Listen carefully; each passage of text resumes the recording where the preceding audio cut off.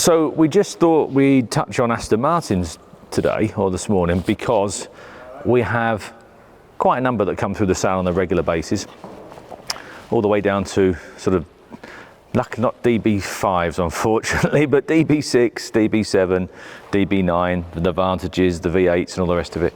And they are such good value for money, they really are, especially these 9s. And especially, I think, the Volantes, the soft tops, because they're just a tremendous car for really very little money in the world of bedroom poster cars. Every other bedroom poster car is sort of almost unreachable, isn't it, for most of us? You know, they're just crazy. They're £100,000 plus, and then you get the 9 and the 7. That are 15, 20, 25,000 pounds, which, to be fair, at 25,000 pounds, 25,000 pounds, but you can spend that on, I'm just looking around now, but you can spend that on well, you can easily spend it on an Escort, can't you? But you can spend that on a relatively modern Audi, a relatively modern BMW, a relatively modern Skoda. So I think they represent fantastic value for money, and the market is such that it is pretty much a buyer's market at the moment. So I think they're great value for money. The Advantages and the V8s especially, I mean, these were 150,000 pounds, and there's still the odd one that is hitting that 6-digit numbers. But there's lots of nice cars out there at 50, 60, 70,000 pounds. I know that's a different price bracket to the 9s and the 7s, but even so, compared to where they were, and we've seen this before. My father's got 1 or 2 Astons, and we've watched the prices drop and rise over the years, and at one point they just crashed out in 1988, 1990. They literally went from £100,000 to £20,000, and that was a crash. You think that we've had a realignment this last year, 18 months in this industry, compared to the late 80s, early 90s, that's nothing. In fact, I'll tell you a quick little story. So the DB6 Mark II that my father's got, that he's had since I was this high, we were having a phone call, he was having a phone call, this is late 1988, 89, he was having a phone call a week, and the car was increasing £1,000 a week in value. It was on a phone call a week, every week. And the final phone call, there was a guy offering something like 92, 3, 4,000 pounds for this car. Bearing in mind, my father had bought it many years earlier for something like 5 or 6,000. And Mum would come to the back door. We were working at the farm at the time, and Mum would come to the back door and she'd say, Derek. And he'd trundle down to the farmhouse and he'd take the call and he'd come back up, and it'll be another offer on the Aston.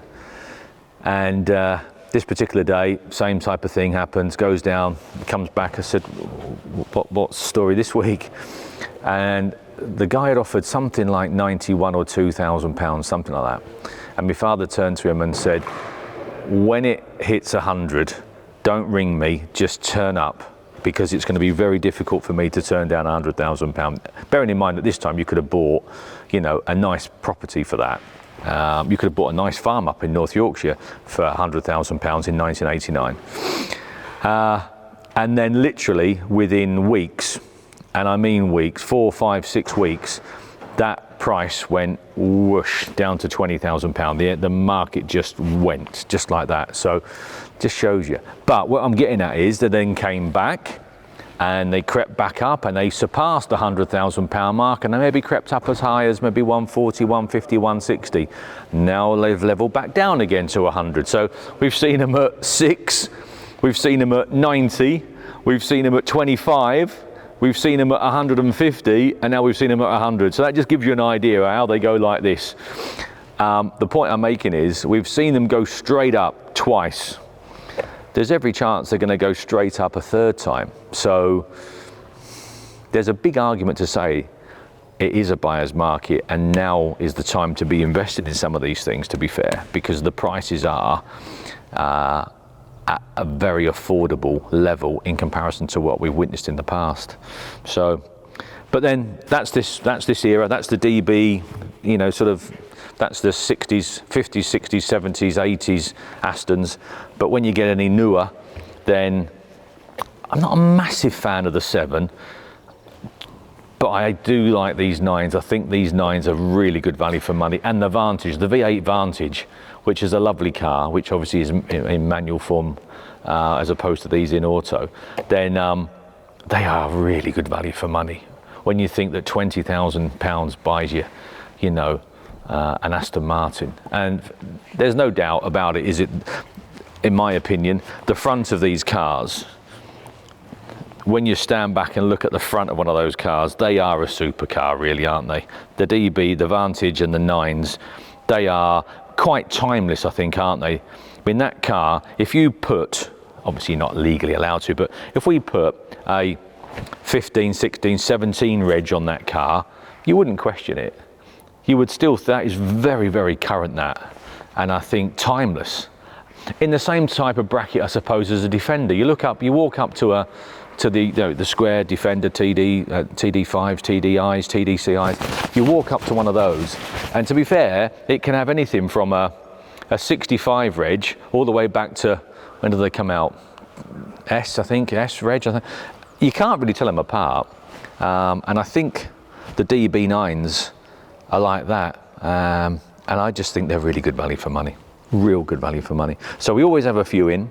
There's 2 or 3 knocking around at the moment. There's a lovely DB6 over there, which again, if you sort of squint a little, they are very similar to a DB5, but for 1/8 of the money. So does that make them, you know, good value? I think it does. So keep an eye out. I think they're going to go back up again. The V8s and the DBSs, I think they're going to go back up again without doubt. And I think a really nice, and I mean a really nice 9 will also, I think, stand you in good stead. I think that'll go up in value. Don't bother going out and buying a 70, 80,000 mile 7-owner one. Source out a nice 15, 20, 25, 30,000 mile one, 2 owner, because that's a car that's going to go without doubt, in my opinion.